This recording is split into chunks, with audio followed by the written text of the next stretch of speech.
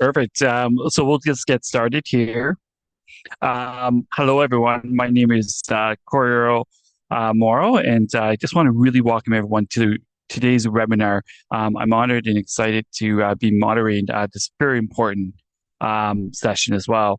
I am, so you're stuck with me. I will be your moderator. I'm a self-advocate, and I also work for People First of Canada. Um, I also helped this write this very important document that's Inclusion Canada's Access to Justice position statement. Before we start, let's talk about accessibility.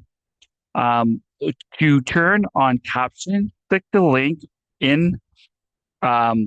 link in the chat. A new page will open. At the top of the page, you can adjust the front and background. If you don't, for French interpretation, go to the bottom to the interpretation button now and click French. If you don't want to hear the English, click arrow again to click the mute original audio as well. ALS is spotlighted. If you can't see the interpreters, put your Zoom in the gallery view. If you need help, you can email forum@inclusioncanada.ca. You can ask our speakers questions as well. They will answer them at the end of the webinar. To ask questions, use the Q&A button at the bottom of your screen or email forum@inclusioncanada.ca. Next, let's talk about the land. Think about where you live, about the plants, animals, water, and earth near you. Indigenous people have cared for the places we call home for a very, very long time. Let's acknowledge the land and do what we can to include Indigenous people. And with that, I would like to invite Natalie, apologize for pronouncing your name wrong, Director of Inclusion Canada, to introduce today's webinar. Thanks, Natalia. Corey. I'm going to wait for a moment while we get the cart link in the chat. We'll hold tight until we have cart.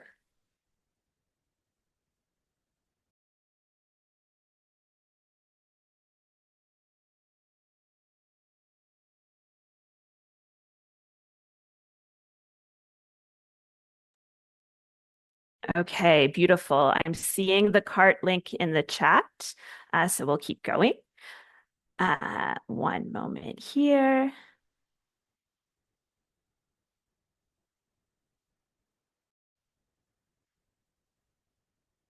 Okay, thank you everyone for joining us. I work for Inclusion Canada, which is an organization of people with an intellectual disability and their families. We stand up for people's rights and we want everyone to belong. This webinar is an introduction to our new position statement on access to justice. We wrote this position statement to focus our work and to invite all of you to help us achieve our common goals. We've hosted a few of these position statement webinars now. Each time we do, I notice how interconnected each of our strategic priority areas actually are. So on the screen, you'll see our strategic priority areas. We have access to justice, legal capacity, access to healthcare, inclusive education, inclusive housing, income security, and employment. And access to justice is about being accommodated in the justice system, yes, but it's more than that. It's about making sure that people with an intellectual disability can claim their rights. When people with an intellectual disability can access justice, they have the power to fight for things like inclusive housing, education, and healthcare, and support. And they've got the support to push back when they're misunderstood, misjudged, or mistreated. So you'll get a full overview of our position statement momentarily. For now, I'll say that we consider the justice system to be made up of three components. There's the police, the courts, and our correctional services. And within each of these areas, there's people doing different jobs and filling different roles, and each has a part to play in promoting access to justice. And so do all of us in community. So as you listen to our speakers, please think about how you can contribute to advance access to justice for people with an intellectual disability and their families in the justice system and beyond it. And with that, I'll hand it back to you, Corey, to introduce our first speaker. Absolutely. Thank you so much.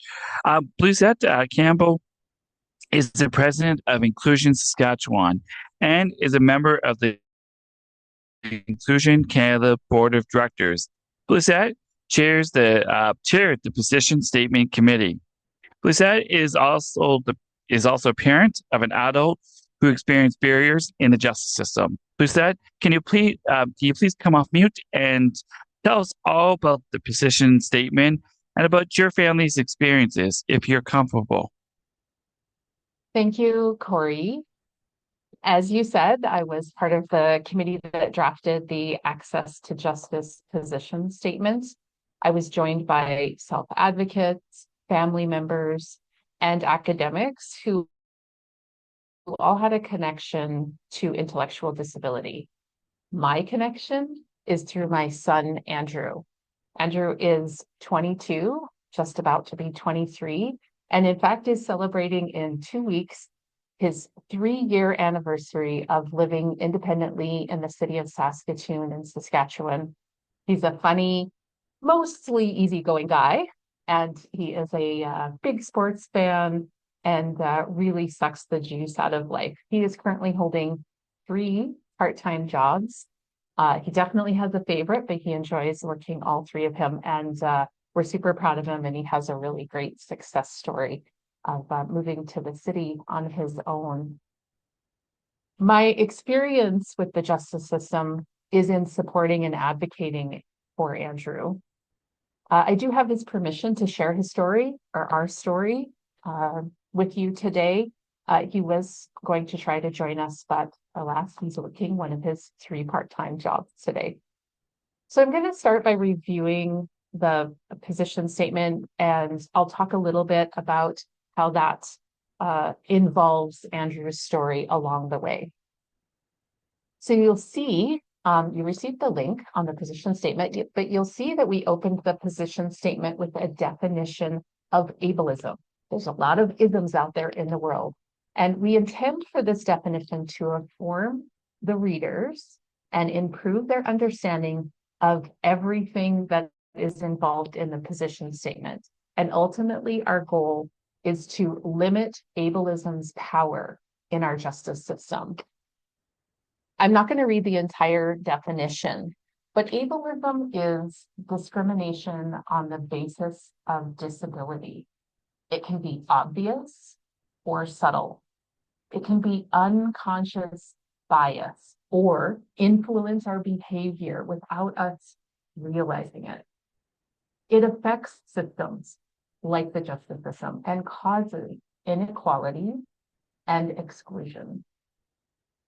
The thing about ableism is that you become accustomed or attuned or used to it by repeatedly being affected.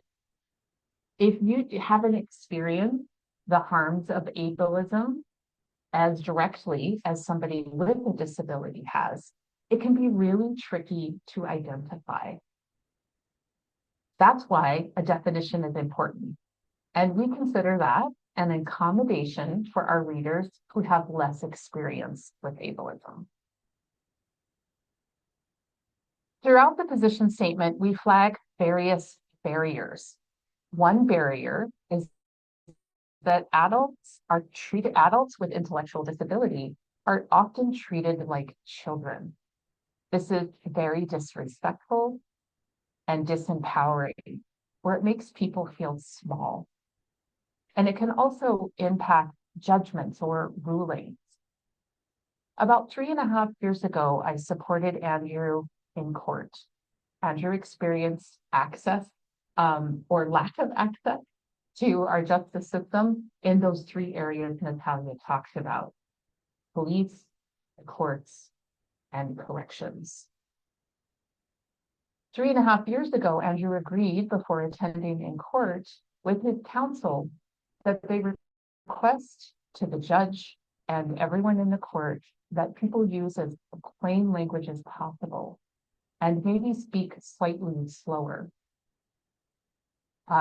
This request was not adhered to. In fact, in the first 10 to 15 minutes, the prosecutor, the Crown prosecutor, and the judge began to deliberate Andrew's charges before even acknowledging that Andrew was in the courtroom. So he wasn't acknowledged at all. And the next 10 to 15 minutes were very, very complex. I myself had difficulty following, and it was all about the charges that were being laid. At one point in time, the judge said, "Don't worry, Andrew, you don't have to understand all this," which I think is extremely disrespectful.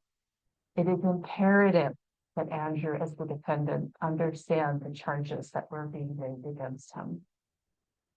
That is one of the barriers in our justice system. It can also be challenging for people to be heard or believed. If you're very good with words or you have easy time speaking, you can have an advantage in our justice system. And if you're able to repeat yourself over and over again to illustrate a point, and if you do that time and time again, you're more likely to be believed. But this can be a big challenge for some people with intellectual disability. Andrew experiences a moderate to severe stutter, and often he will be challenged with getting a start on his sentences.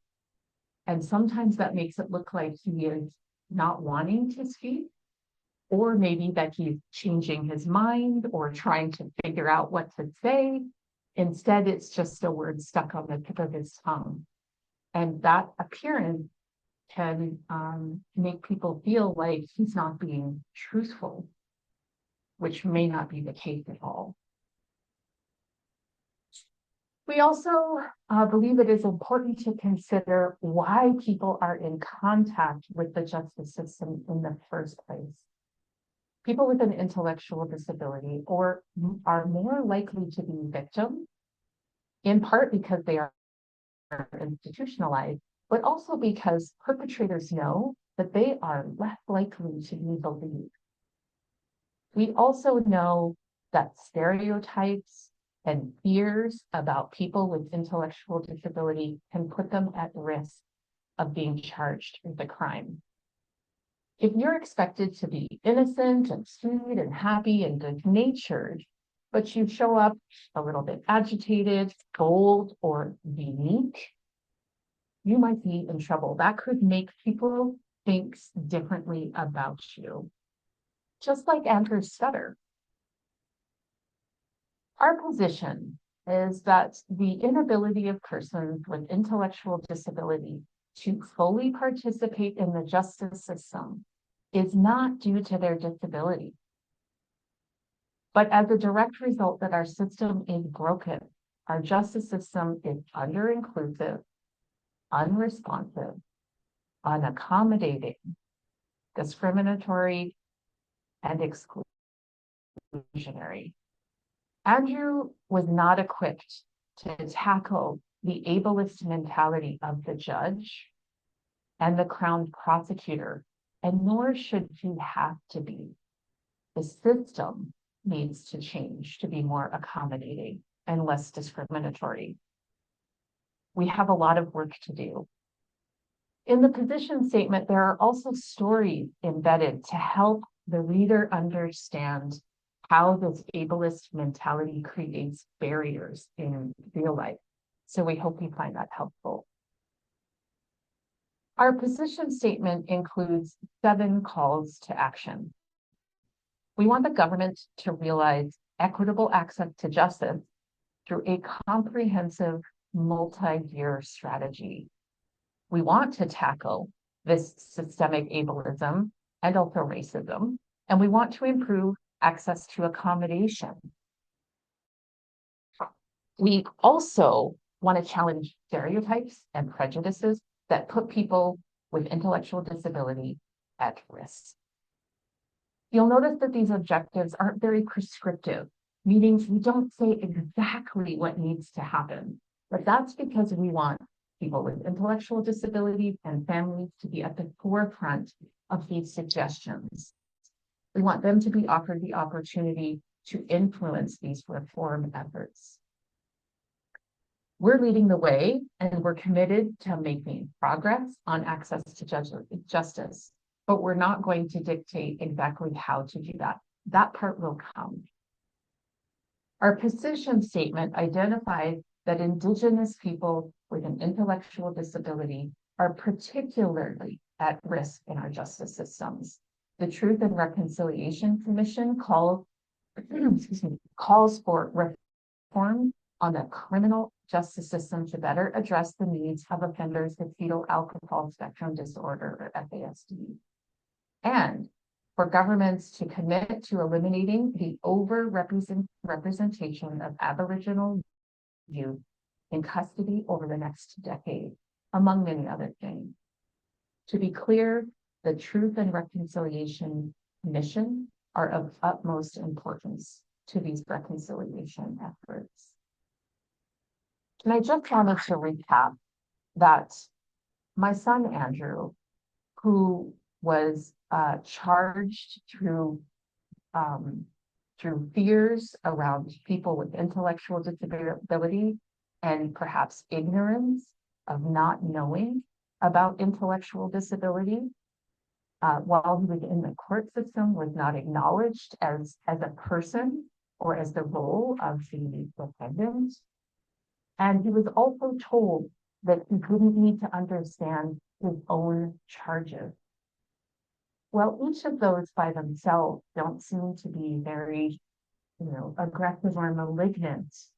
All of those led to Andrew feeling like his only option was to plead guilty to these charges, and maybe wasn't told in terms that he could understand the consequences of those actions. And that is not access to justice. Hopefully through the position statements and through our stories and the speakers that you'll hear today, that we can expedite these reform efforts on access to justice. Thank you. And with that, I'll hand it back to you, Corey. Thank you so much, Lisette, for sharing that the statement and also the personal story as well. So thank you. Next, I would like to welcome Leash. I apologize for pronouncing your name wrong.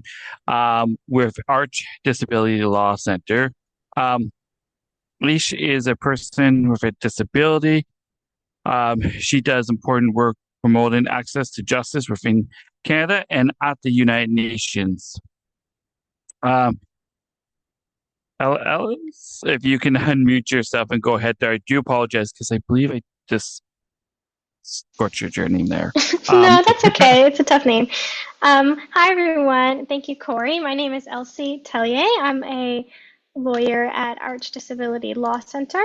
I'm sorry, it said, got a little pop-up message that said to unmute, and I was like, I think I am. It's really great to be here today.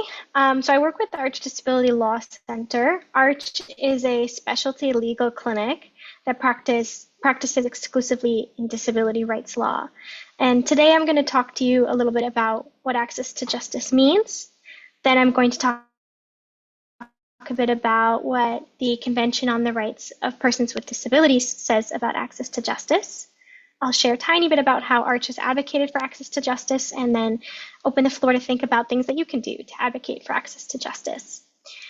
So the justice system, as we refer to it, is a collection of laws and systems that includes courts and tribunals that are created with the goals of protecting people, resolving disagreements, and treating people fairly. As you heard from Bluezette, about her and her son's experiences, the criminal justice system and the process of going through court after being charged with a crime is a very difficult and important part of access to justice, that people with disabilities experience a lot of barriers in accessing and going through. Crime is also just one part of the justice system, and people with disabilities also need to access the justice system for a lot of different reasons.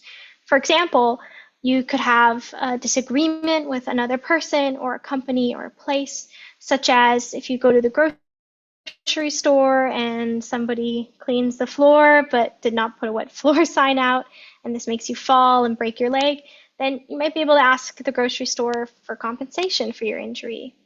Another example is if you're fired from your job and you apply for a government benefit called employment insurance. If you're rejected twice for that program, you may be able to go to a tribunal to argue about why the government made a mistake in denying giving you that employment insurance.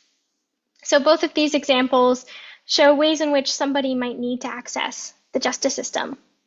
But in order to resolve those sorts of disagreements and seek justice or defend yourself if you've been accused with a crime, or to bring someone else who has maybe done a crime against you to justice, people who have been labeled with intellectual or developmental disabilities face many barriers, a lot of which that Luzette shared with you.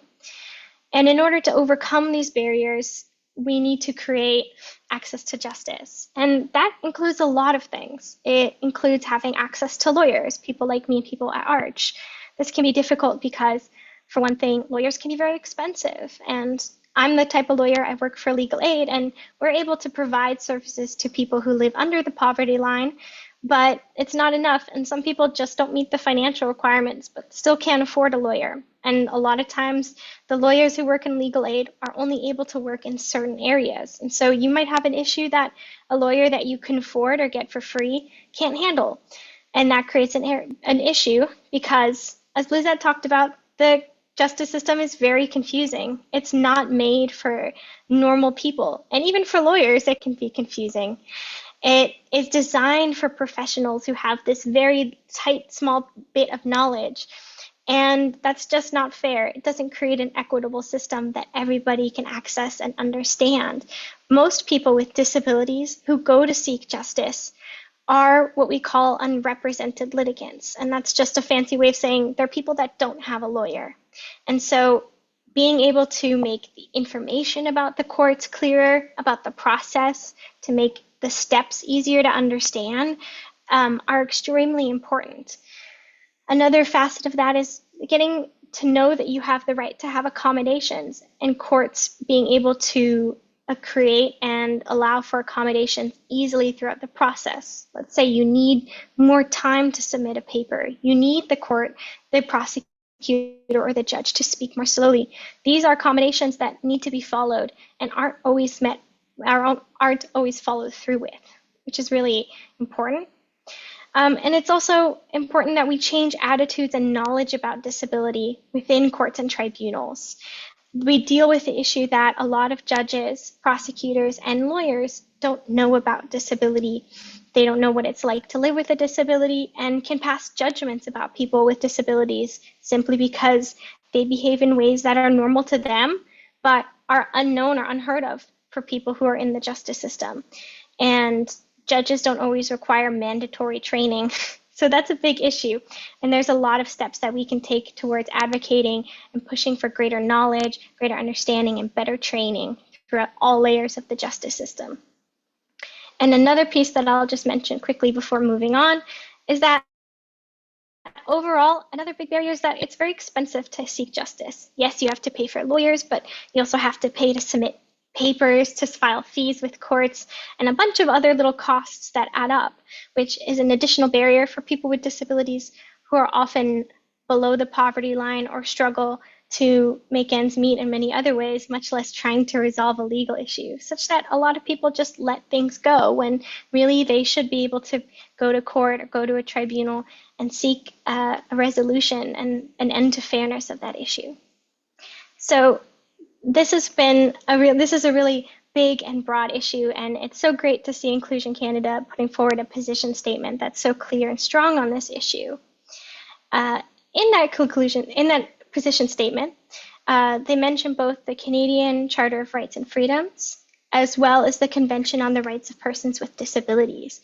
These are two really important documents, but I want to focus on the Convention on the Rights of Persons with Disabilities and what it says about access to justice. So just so I don't have to say that long phrase, I'm going to call it the CRPD. So the CRPD is a treaty.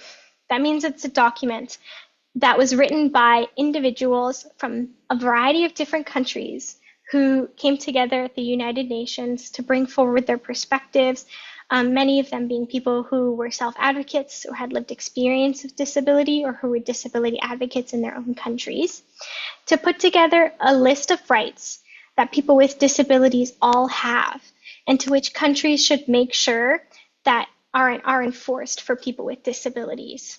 So Article 13 of this treaty that Canada has signed, so it's not a part of Canadian law, but through signing it, Canada has agreed that they recognize these rights and they understand them to be important. Article 13 says that all people with disability have the right to access justice. And that's something that, even though Canada has agreed to, hasn't necessarily been followed through with. As Corey mentioned, ARCH, along with Inclusion Canada and over 50 other organizations, we went to the United Nations earlier this year in March, and we raised, among many other issues, the issue of access to justice for persons with disabilities in Canada. And the committee on the CRPD, so that means there's a group of 18 people that they know about the treaty, they have good experience with it, and they supervise how countries are doing and following the treaty. So this is the committee. We spoke to them and they gave us feedback as well as recommendations to Canada to improve access to justice. And they recognize that Canada is behind in many ways in following and helping to ensure access to justice for people with disabilities in Canada. So that's a great step forward and another reason why Inclusion Canada's inputs were important and why it's great to see this position statement moving forward. So that's what the CRPD says about access to justice. Now I'm going to tell you just a tiny bit about what ARCH does to support people with disabilities. So like I said, we're a specialty clinic that focuses exclusively in disability rights law. So what we do is we support people with disabilities by providing them with legal representations on a variety of different issues. For example, we had a recent case where somebody who used a wheelchair was denied access to a flight with Air Canada because they said that their wheelchair didn't fit into the storage part of the plane. And we went through many years of court and tribunal battles until we finally got the decision where Air Canada was told, no, you still have to accommodate a person. Even if that chair doesn't fit, you have to find another way to make it work because people with disabilities have the right to access transportation like everyone else. So while we don't do criminal law, we do handle a lot of cases that incorporate issues of human rights and access and justice through our work as lawyers. We also worked and helped run a project called Respecting Rights. And this is a project led by self-advocates that have been labeled with an intellectual or developmental disability. And they work together to teach people about their rights. They help people build their support networks and advocate for changes to the laws that increase rights for people with disabilities. Overall, at ARCH, we'd serve to act as a resource for people to learn about their rights, to learn about Canadian laws in as plain language as possible.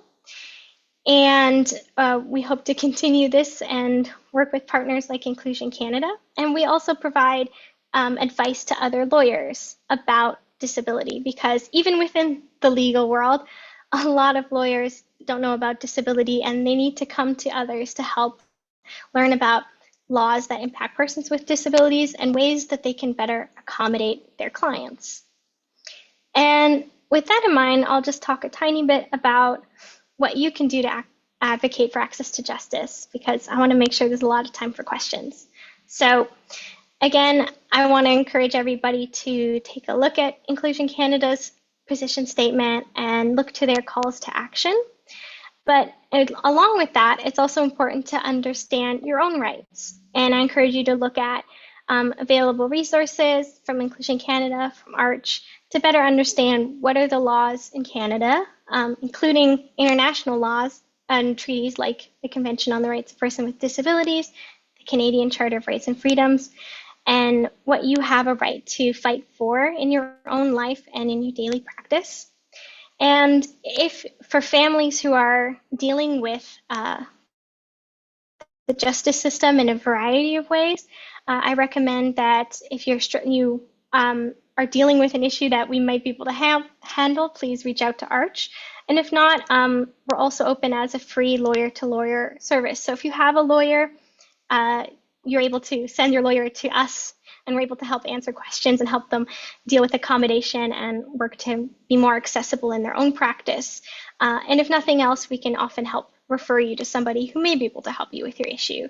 I wish I had more access resources than us, but as a part of Access to Justice, we're hoping to see a greater variety of places like ARCH throughout Canada that will be able to help and provide supports to people with disabilities when trying to access the legal system. So I'll leave it there so we have time for questions, and I'll pass it back to Corey.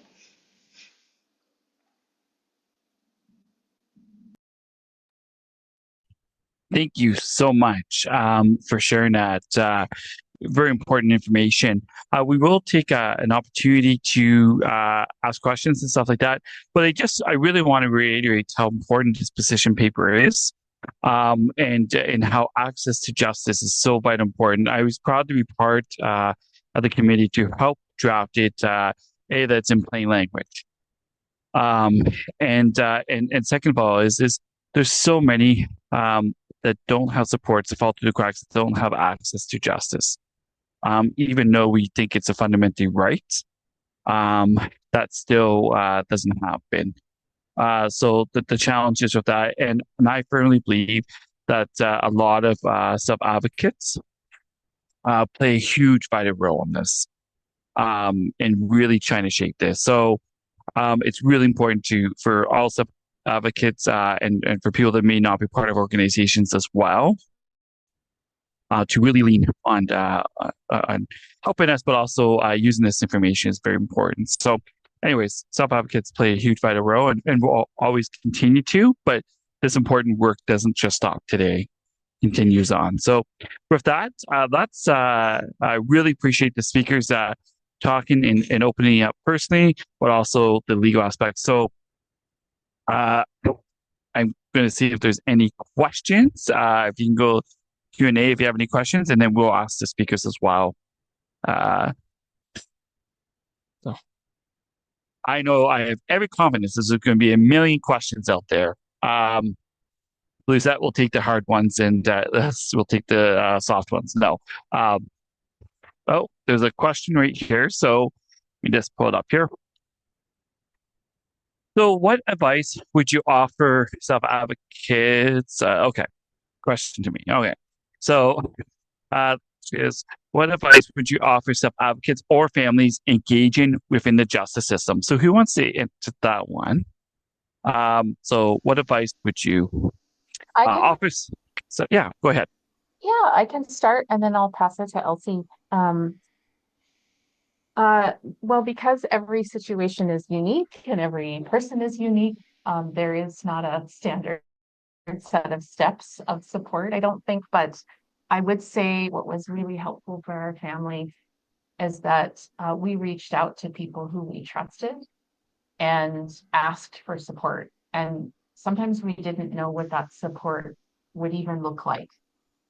We figured it would come when we needed it, and the ideas would come. And so I think actually finding your tribe or your people, we happened to be very fortunate and met somebody who was a retired provincial judge. And I shared our story, and that was so helpful. And so anybody who has experience, personal experience, could be somebody that you could seek support from. And I also thought was really helpful is to ask these trusted people within your circle of support how they feel about the way you're being treated in the justice system, to get some feedback from other people and say, do you think we're being treated unfairly? Because when you're in the middle of it, sometimes it's hard to tell, and that can be confusing. And so, a trusted source to help support you in that way. And then in the middle of it, whether you're, no matter what area you are accessing the justice system, is to ask what kinds of accommodations are already available. Sometimes I think we assume that there's nothing. And so I think asking is really important. And then if there is nothing, having a list of accommodations that would help make your life easier would be really helpful, because sometimes people just don't know how to support. So if you have your list, I think that can be really helpful. So I'll come to you, Elsie. Thank you, Luzette. I think those are really great suggestions. And I'll just jump off on that and say that not only is it great to have a personal support network and to ask them questions, but don't hesitate to reach out to members of the court staff to ask questions as you go along. Court staff cannot provide what we call legal advice. So they can't tell you advice on how to argue your case or to talk about your case, but they're required and supposed to provide you with what we call legal information. So information about the process and the steps you need to take. So if you are confused about a deadline or what you need to put in a form, if it requires, ID or things like that, don't hesitate to ask court secretaries or clerks, anyone you come across in different court systems. A lot of courts, particularly in Ontario, not necessarily every province, unfortunately, do have what we call accessibility coordinators, and they're there to help provide and make sure that accommodations are met with. A lot of people don't know that they exist, but they're there, and it's important to, if you're being placed in a position where you have to go to court, to make sure as soon as you can to contact either the accessibility coordinator or any member of court staff to let them know that you or a family member is a person with a disability and that you require accommodations. They do have often accommodations that are commonly provided, but it's important to advocate for yourself, because accommodations, like courts are required and have to provide accommodations if you need them. And so be as strong as you can and not letting them get away with it. That's an important part of being able to get through the system. I'd also recommend that if you're confused or unsure, try to reach out to legal support systems wherever they are available. There are also online resources. CLEO in Ontario and Steps to Justice are online access, free access resources that explain steps of the legal system. So those can all be very helpful, but unfortunately it does vary province to province. But if you do have access to a lawyer, to free legal counsel, never hesitate to even just ask if you can get help or support in any way. If nothing else, usually they'll be able to recommend a resource or support for you wherever you are in Canada. So thank you. I think that's the top of my head advice I've got. Thank you so much for sharing. And it's all about trust, right? It's really finding that person that you can trust to share that information as well. So another question is, any resources for self-advocates with criminal records to find employment?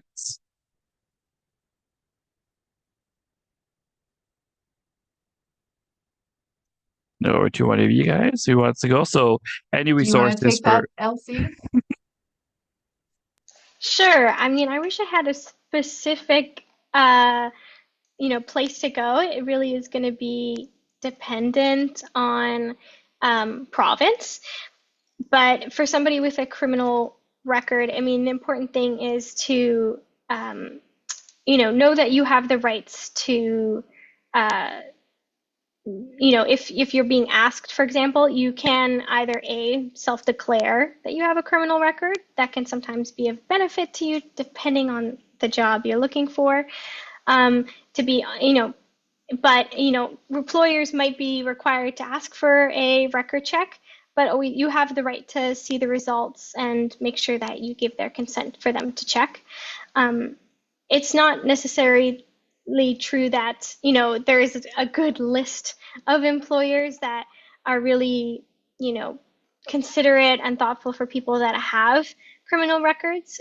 We know that it is an issue that people who have a criminal record experience less employment than others. So I would work on seeing if you can reach out to an employment counselor, an employment support center in your city. They might be able to help provide advice on employment and how to present your criminal record to a potential employer, whether you're in your interview or on your resume.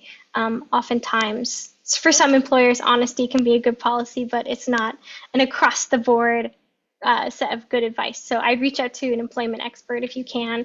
A lot of cities and community centers offer free employment and resume building courses and programs. So I'd say look to your local community center first. That's perfect. Thank you so much for that. Elsie, you referred to being at the United Nations, and also talking about access to justice in Canada, and the same instructions were given to Canada to improve.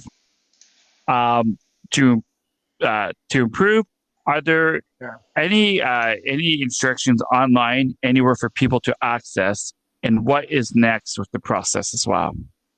Yeah, so we call them the concluding observations. So that means that they're the final observations after listening to submissions from a variety of organizations and reading what organizations and groups like Arch and Inclusion Canada sent to the UN and to the committee. They shared a document called the Concluding Observations, which are public for everyone to read. I will include a link in the chat in a moment, so you can read them there. And Article 13 is the article you're looking for, so you can scroll down there and see what they said about access to justice. The next steps are advocacy from a lot of different organizations. Again, this is a process that, it's recommendations for Canada, so they aren't obligated to say we have to immediately put these into law and follow them. But they are a really strong starting point for ways in which Canada can and should change their justice system. So I'd say it's something that, organizations are working on, but that self-advocates can look to and refer to when having conversations with their members of parliament, or raising other issues as something that is supporting evidence for what you're saying along. For example, let's say you're advocating and as is always good to do, you're raising your own story, your own experience with access to justice to an MPP, another member of provincial or federal parliament.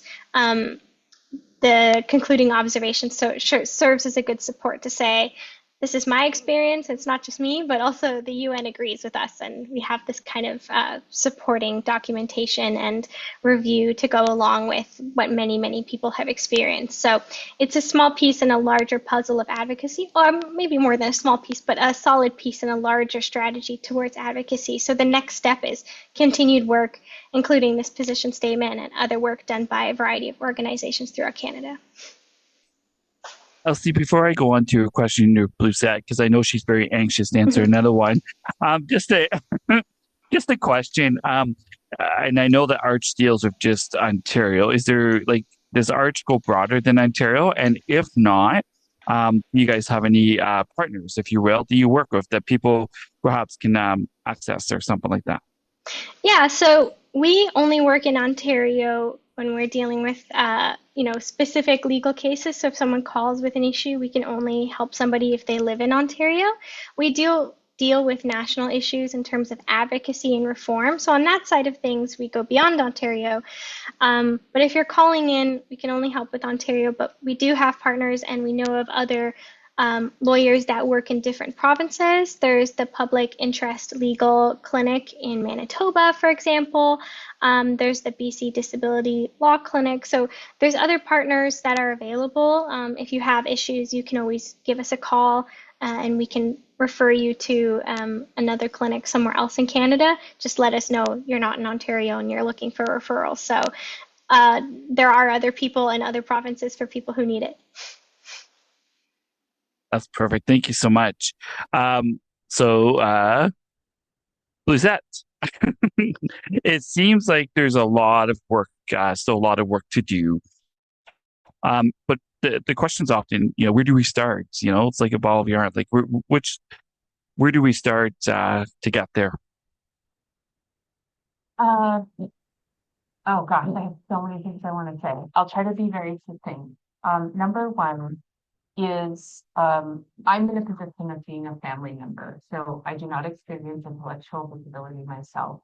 I think it starts with raising very strong self-advocates, and I don't know how to do that. There's not a textbook on how to raise a strong self-advocate, but I do think position statements like this, especially the plain language version, that becomes sort of a household tool. So not only do I talk to my son about what access to justice means, but we can also talk about how that plays out in life.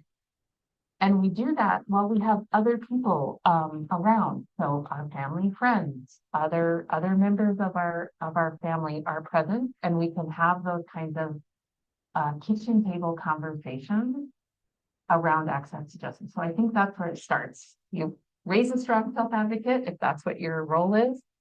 Support somebody or help advocate for somebody who has intellectual disability using documents like this. And it doesn't cost a whole lot to make 5 copies of this access to justice position statement and leave one lying at your dentist's office, or when you go in to get a blood test or something, put it on the magazine rack. You never know who's going to pick that up. And I think it just helps start conversation.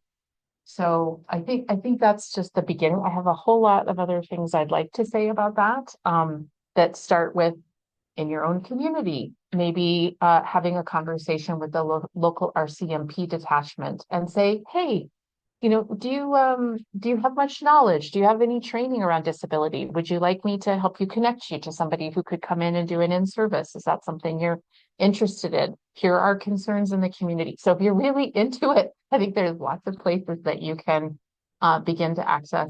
As I mentioned before, we had the privilege of knowing somebody in the court system and having conversations about what it's like from the other side and where they see the challenges that they face and how they are hungry for knowledge and really would like to help in the system, but unless they're aware, they can't even do. So there's other things like that. And I think I'll just stop there. And if you wanted to add something else, Pia, like what else you think where the work could go, I'd like to hear from you too.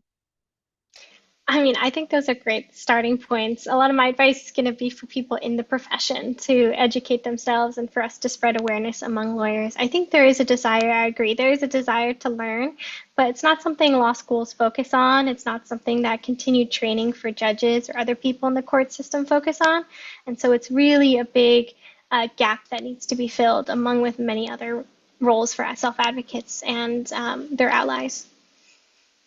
I do think too, Corey, if I may, is about this intersection of access to justice and legal capacity and how, ableist mentality sort of like it trickles back and forth. It's like a ping pong match between the two. And there's definitely some work to be done there. 100%.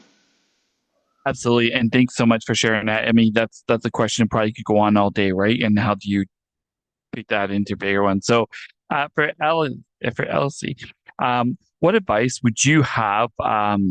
Would you offer justice system personnel who want to do better? Yeah, I would say educate themselves about disability. There are a lot of public resources, and the resources geared towards lawyers and to judges, and they should tap into them. They should look forward to upcoming standards from places like Accessible Standards Canada that are going to be creating guides and resources on how courts can make themselves more accessible for people with disabilities. Overall, it's important just to listen to people with disabilities. I think, judges like to think of themselves and lawyers like to think of themselves a lot of times of not having any bias.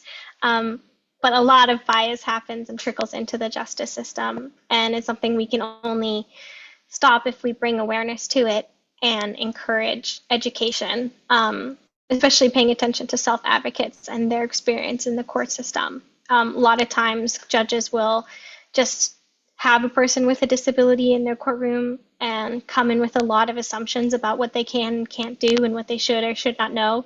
And they don't learn from that experience. And so it's important to be self-reflective and to engage with a variety of disability communities who all have different needs and who all interact with the court system very differently.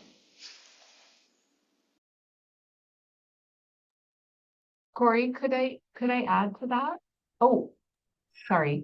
I was talking to Ray and I totally forgot to build the mute system. I should have had a little line that says, make sure I forget to mute myself. Yeah, no, go ahead there. Yeah, well, I just wanted to say one of my greatest fears in supporting and advocating for Andrew in the court system was that there were things that went definitely sideways. And I had to resist the urge to stand up like you would see on television and say, I object. It was just going so in my eyes, so poorly. And my greatest fear after that was that's Andrew's view of how the justice system is. And that's going to be hard to to shift and have conversations with him, but also the judge and the Crown prosecutor who were there. I feel they walked away saying, done deal. We did a good job. And there was no feedback for us to provide and say, actually, you missed the mark on that one. Like there was so much ableism and discrimination and disrespect, and they weren't even aware. And there was no way for me to say, well, gee, that was pretty disrespectful. So I hope as as we work through this, that through awareness and education, not only in families and self-advocates that can say, hey, please don't disrespect me, that they too learn, lawyers, policemen, RCMP, judges, and prosecutors begin to understand that is actually very disempowering and disrespectful. Absolutely. Thank you for that. So very important. Okay, so I'm going to leave you guys, and then I'll have a quick minute just to offer the final remarks. But if you guys would want to offer a couple comments on your final points as well, for people to walk away with today as well. I would, sure, I'd be happy to just conclude that for families or individuals or people with intellectual disability that are currently in the thick of it, please find your support circle. I can speak from personal experience. There was several years where it felt like we were in it alone. And so reaching out to those people and leaning on them when you're right in the middle of it, because it can seem really dark. That's my personal experience. The sooner you can get connected to other people who can support you, I think that easier. It's never going to be easy. That's not what the justice system is there to do, is to make things easy, but to find those people. So I just want to leave, as private as it may seem, as guarded as you want to be, and protect your story, which I respect. But even in general terms, reach out to somebody and say, I need support. I hope that you can do that. So that's all I have to say. Thank you. Perfect. Thank you. And Elsie. Yeah, I'll just leave off with a reminder for self-advocates and for families to educate yourselves, carry around, the Charter of Rights and Freedoms, make sure you have your list of rights down pat. And if you ever encounter any part of the justice system, remember that you are entitled to accommodations and to equal access to the justice system, and to never give up the opportunity to talk to court staff or make sure that your needs are known as early as possible and throughout your process and experience. Thank you so much. And if I can just talk directly to self-advocates, never give up. I think access to justice is so vital important. But when there's a time where you feel like you're not getting anywhere, I know at times that can feel lonely. But never give up on pleading your case, to really fighting for the fundamental rights and for the supports that you deserve. You deserve no less than having equal access to justice, just like everyone else.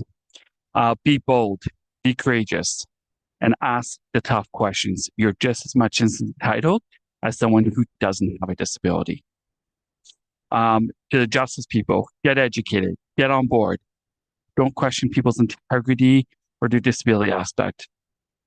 Learn from your mistakes, acknowledge that you can and will do better on making sure. To organizations and to everyone that supports, we may not always agree on the issues, but fundamentally, access to justice should not be agree to disagreeable sector. It should always be that we are going to make sure that every single person has the same rights and access to the justice system, just like everyone else. Get on board, support it, call people, and never be afraid to stand behind or side someone. To Inclusion Canada, continue up with this very important work. The work doesn't stop today just because we're having a webinar. The conversation, in fact, it equals us to do more. It energizes us that we do need to make sure that for generations, I'm going to be 40 this year, and I have a lot of people that are still under me that could face a lot more barriers. We want to leave a world where we have a full access before we leave. And so the work doesn't stop too. In fact, it fuels our energy to continue move forward. To everyone for participating today, we really do thank you, and we know that on a summer day, especially in July, we really do appreciate you being here. To the interpreters, thank you so much for your work today as well, for being here. And to all the staff behind the scenes to put this on, and special thanks to Bluesat and Elsie as well for your work and for being very candid about the issues today. We really do absolutely appreciate. Wishing everyone a happy and safe long weekend as you continue on your journey. But just know that the work doesn't stop today. In fact, it should fuel you to do more, and never be afraid to ask those tough questions. So thanks, everyone.